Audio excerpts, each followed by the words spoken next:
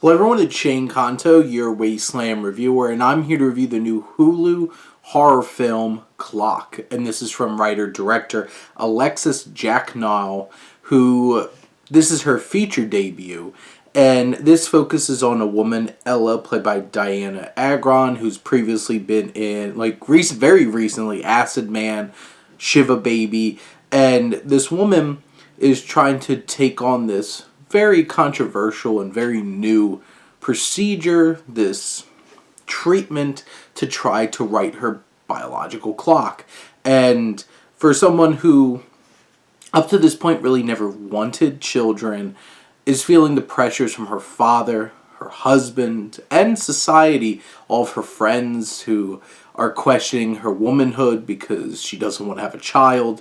And she takes these drastic leaps and winds up slowly completely going insane and experiencing some horrifying terrors throughout this film along the way.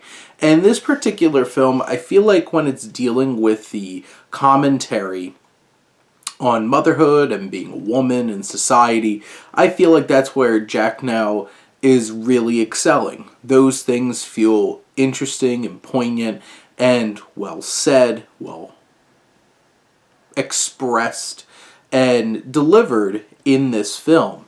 From a narrative standpoint, we're on this slow descent throughout this 90-minute film, and we see a lot of things that might not be there, things that might be perceived differently by Ella, and Agron does a fantastic job anchoring this film with a strong performance that's empathetic, unhinged at times, and overall just layering in this anxiety and this drive that propels this film forward.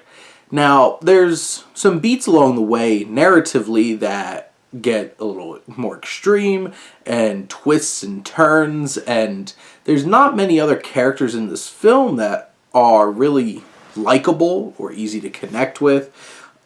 Two strong supporting turns from Melora Hardin, aka Jan from The Office, who's this doctor doing this, and also Saul Rubinek, who plays Ella's father. And these performances, I feel like, add a little bit of weight to some of these scenes as well. And in terms of the horror elements, I feel like this is where the film, they're very obvious scares. They're really overly telegraphed, but there's still some that just hit. And they're jump scares, but there's one in particular that just hits.